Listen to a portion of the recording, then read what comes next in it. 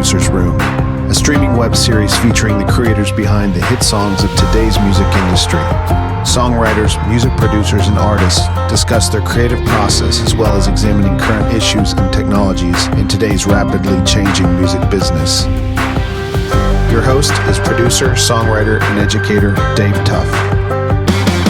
Welcome to the Producer's Room.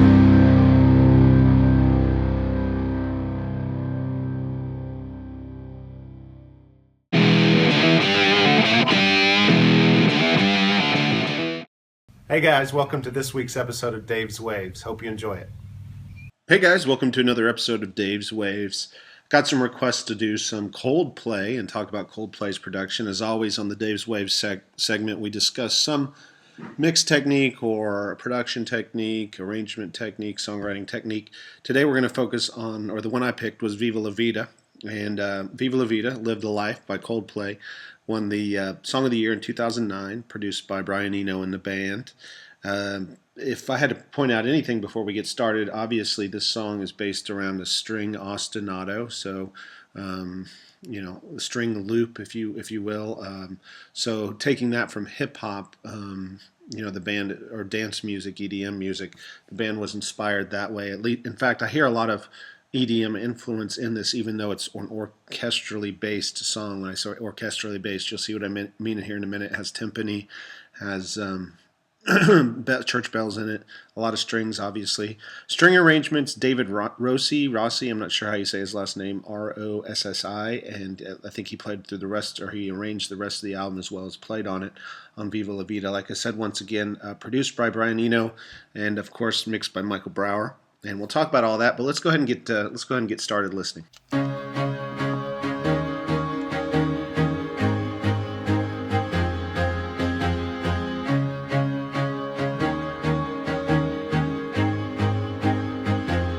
I used to rule the world, seas would rise when I gave the word. Now in the morning I sleep alone, sweep the streets I used to own.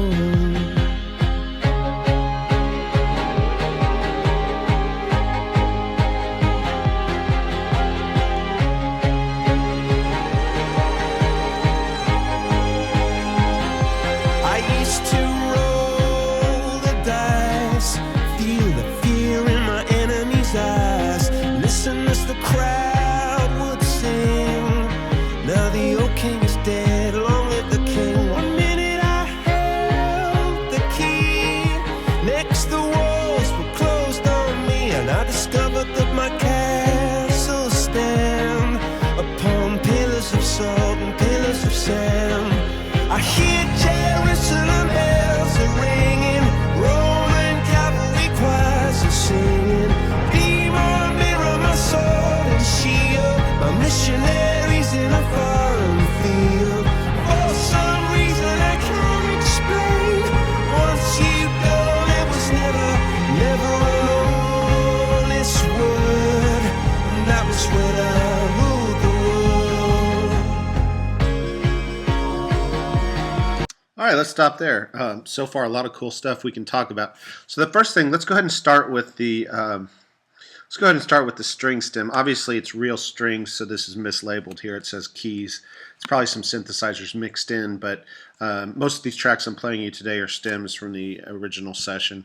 But you'll notice first with the ostinato pattern that I was talking about, the string part gets 4 downbeats, din, din, din, din, din, din, din, din, and then 4 upbeats, which to me is the crucial hook in this song. So we talk about defying expectations with the listeners hearing 4 downbeats, and then all of a sudden you switch it up to 4 upbeats.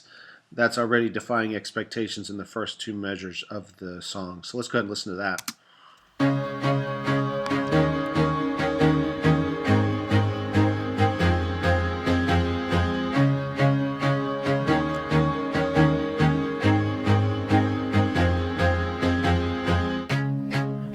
And then we go to a drier string.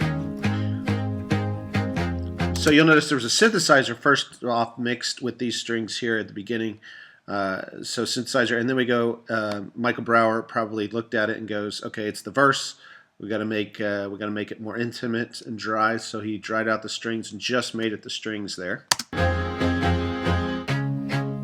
This is a nice little touch.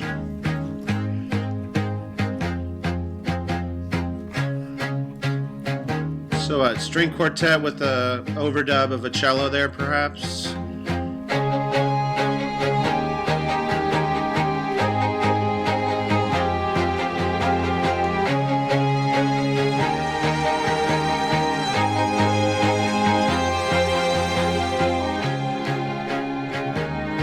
So once again, mixing in that synthesizer, dynamics start building, but with anything that Michael Brower does, it's still controlled compression-wise, and that's something that's going to be an overall theme with this whole song, is that you'll notice that every part is controlled. And there's a really good article where Brower talks about mixing this album in magazine Sound on Sound, so if you're interested in that, go check it out. But as most mixers know, Michael Brower uses a multi-bus compression method where he's sending out stems and really controlling the dynamic range of each stem. So like I said, I like the dynamics in the strings in that they build, but they still are controlled, and that's the beauty of it. Also, chord progression-wise, the primary theme, and once again, I would make the argument this song steals from EDM influence, not only orchestral influence, but EDM or dance music influence, because it has a repeating chord progression through almost, I would say, 75 to 80% of the song, which is a 4 chord, a 5 chord, a 1 chord, and a 6 minor chord. So if we're in the key of A flat, that would be like a D flat, E flat, A flat, F minor. And the interesting thing about that chord progression is it starts on the 4 chord. So starts on the 4 chord, so it's always kind of leaving you hanging, if you want to think of it that way. It's never resolving until certain parts of the song, because it does start on the 4 chord. And from the reading I've done, I think that Eno has used that chord progression before, so perhaps that influenced his work with co-writing the song with the band, or helping arrange the song. So let's go ahead and listen to the kick drum. So obviously we have a digital kick here, but even listen to the control on that kick. You can just tell, you can hear Michael Brower in there. Just the control and the way that kick doesn't jump out or jump down, but it still has a nice attack to it. And we should get to a place, if I remember correctly, where a analog or real kick is added to that kick. Let's see. There we go. So there comes the real kick, kick drum along with the digital kick. So a nice little addition there on the chorus parts. I'm not sure if the drummer actually plays. Is drummer Will? Yeah, I don't know if Will plays toms down there, but obviously this speaks to the musicianship of the band, or perhaps the control of the producer, where the drummer doesn't have to play anything crazy. So yeah, that's just the kick drum. So let's actually go ahead and add the drum stem here and see what's going on there.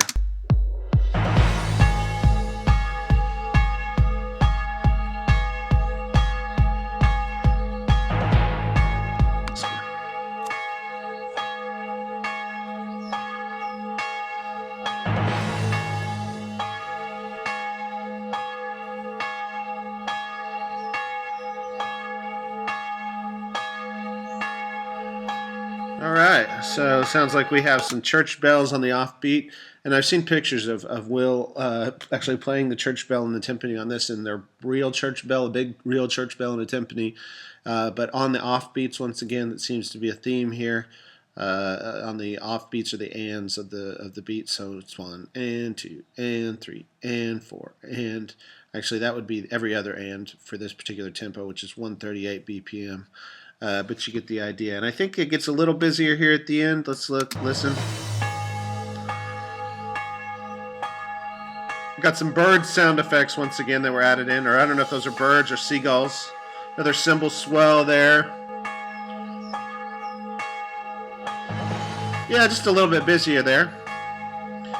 See, the seagulls or the birds don't change. But now the other interesting thing here you'll notice that these are the chorus parts, that the bass really is only in, once again, talk about control and minimalism. The bass is only in for the chorus, or as my friend Sarah Major says, the choral units and the bridge. So let's go ahead and check out the bass tone there. Sounds like we got a picked bass part, maybe even a little amp buzz, but it's rock and roll, right?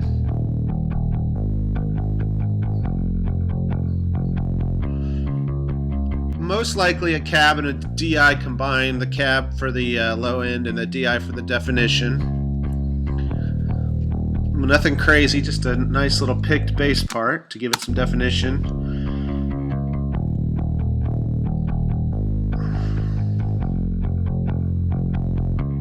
Okay, so that pretty much gives us an idea of what the bass is doing. Let's check out the guitars here.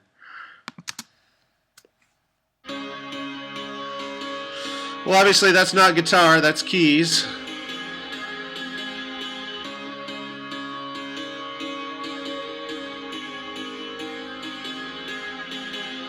Sounds like some piano with what? Phaser, a little verb, or a lot of verb, but a shorter verb.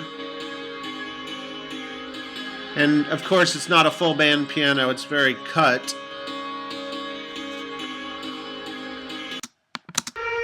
There's our guitar. So you'll notice there's minimal guitar on this, but what guitar you do here, it's more of a mood enhancing type of guitar. So let's check that out.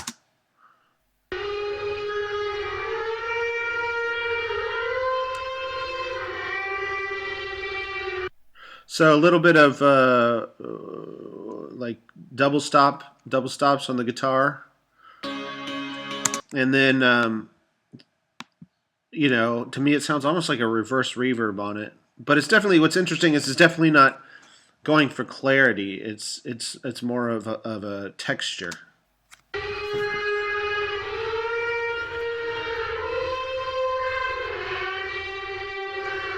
So that could be reverse reverb. It could be an ebow being played on the guitar, or all of the above.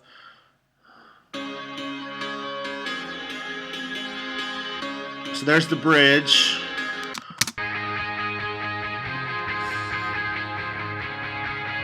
And there's our Eno influence. You can definitely hear U2 in that guitar part with what I call static guitar parts, where the guitar is kind of playing one note static, or maybe a pedal if you want to call it that, over the chord changes of the 4, 5, 1, 6. But you know, he's still changing one note on the top, but the bottom note kind of stays the same. So obviously you can definitely hear the edge in that part.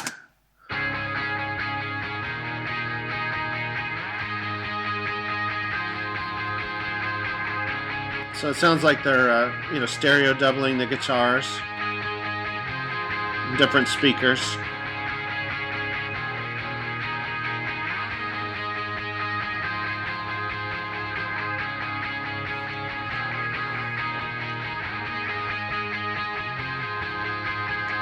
But overall, you know, fairly dry on that, in contrast with the piano that has a you know, a good amount of medium reverb on it. Let's go down to the strings. We didn't listen on the end, but it's a nice string arrangement. It does build. It still has a synthesizer in there, but let's check it out.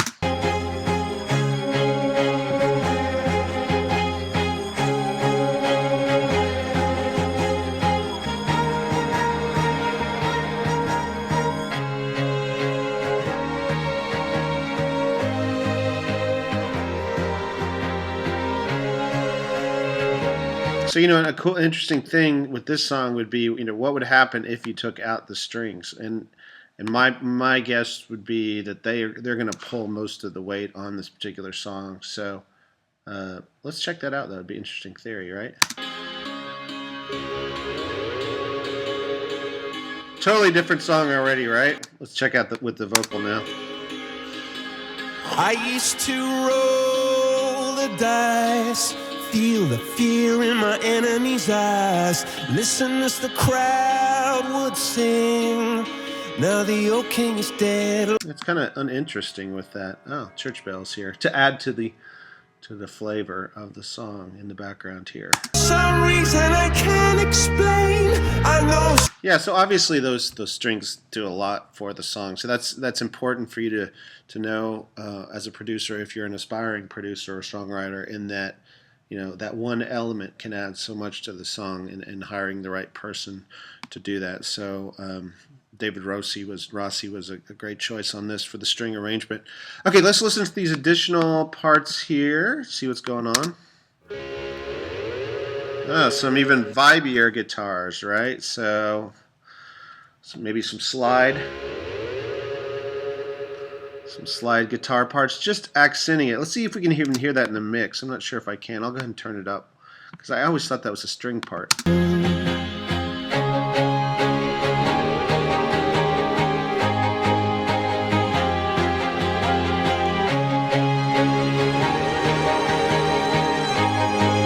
And before I forget, that's another interesting thing about this song from a songwriting perspective. As there's 16 lines of vocal, and then typically, if it was a traditional pop song, it'd go right into the next verse. But they actually give it a nice break of, I guess if it's 138, it'd be 8 bars. So it's like verse, 8-bar instrumental. So they really have to capture your attention there. So they're trying to do some interesting things in this instrumental part, sounds like. Okay, let's see what we got here. Ooh, wow. All right, so we're going a harmonizer or echoplex or something to create some pretty cool delays there. Echo Boy, perhaps. So that sounds like a string overdub. Wow, we didn't catch that part before on the bridge. That's some...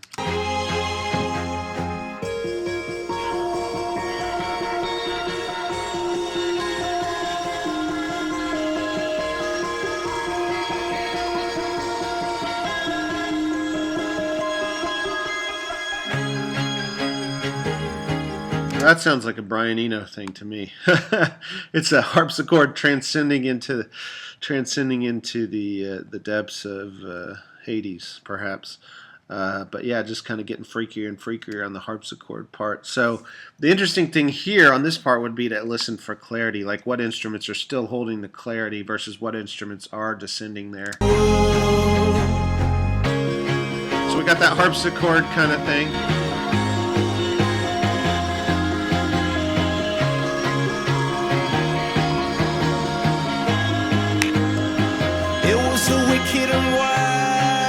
So obviously the thing that's kind of holding it down still is the ostinato there of the strings that are dry.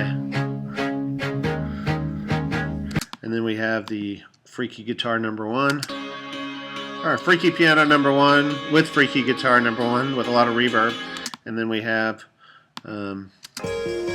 harpsichord, like I said, descending and getting weirder and weirder. Okay, let's talk about the vocal. To me, I can never tell if Chris Martin is sick or, like myself, has, is always stuffed up from allergies. But he definitely has a kind of a nasally, warmer sound. It's in the nose on this particular vocal. But I just love the way that Michael Brower treats these vocals. You can just see from the waveform here that the vocals are definitely controlled dynamically. But they're still intimate enough to sell the song. Of course, the lyrics on this one are, they reference a lot of Bible verses, at least Christian references. In the lyrics, if you listen for that, I think there's pillars of salt and pillars of sand and St. Peter and head on a plate and all of that, which is obviously going back to biblical references. And then the other thing I guess I should mention about the vocal is that there's several folks that sued Coldplay or thought about suing Coldplay for vocal melody plagiarism on this. The one that comes to mind first for me is the Joe Satriani.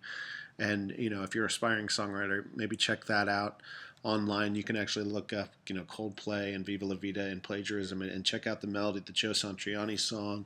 There's another couple bands, I think, that also claimed it, Creaky Boards and Cat Stevens from one of his songs from the 70s. But to me, I don't know. I listen to those and I listen to this. It's really, to me, it's not conscious plagiarism, if anything. And then I think the band, when I was reading about this song, the band said that they went back and had a musicologist check it out, and there's even an older Italian composer that all three of those were based on that sued them, which is public domain. So go figure. It all comes back around.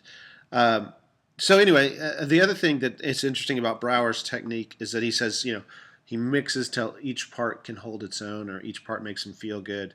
And so let's check that out with the vocal. I kind of want to see what his approach was here on this vocal.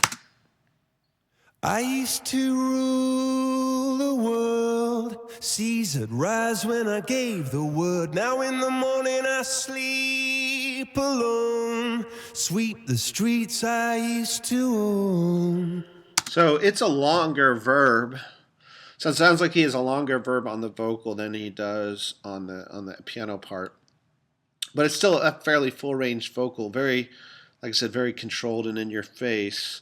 With the multiband compression, he can obviously do some parallel compression as well, where he's warming up the vocal, making it sound fat.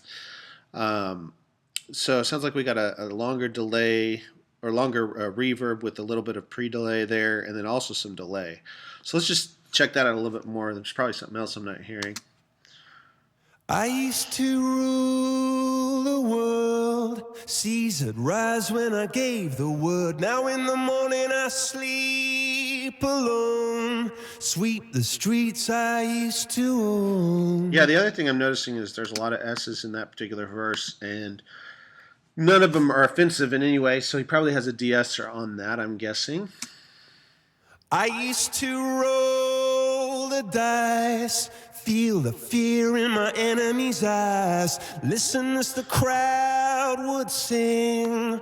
Now the old king is dead, long live the king. 1 minute I held the key, next the walls were closed on me, and I discovered that my castle stand upon pillars of salt and pillars of sand.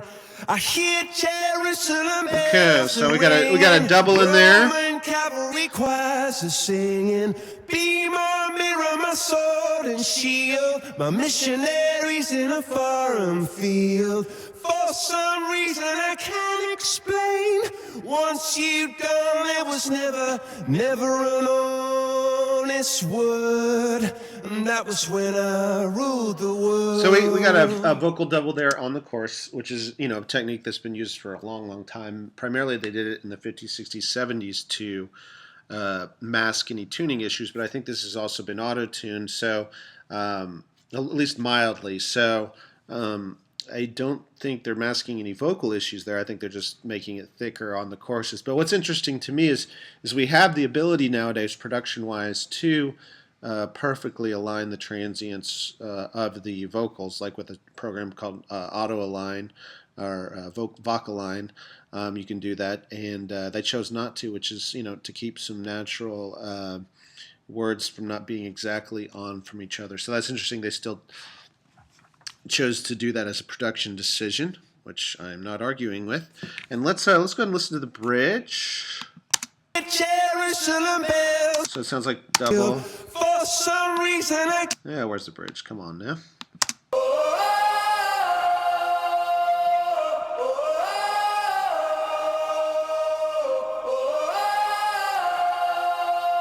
So that, to me, that's about the third hook of the song.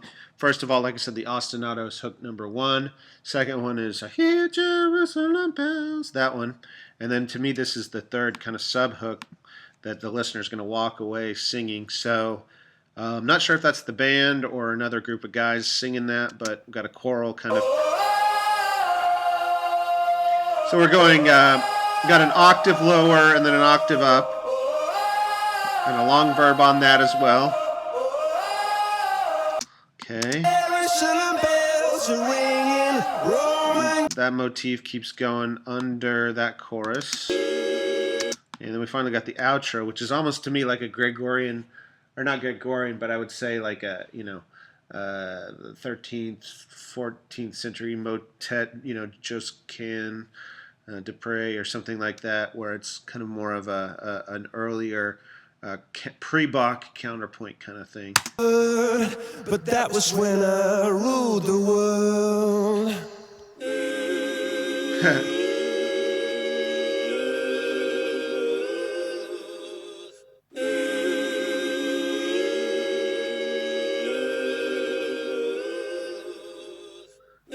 And they choose to fade out on this. So that definitely to me is an Eno thing. Never alone this world, but that was when I ruled the world.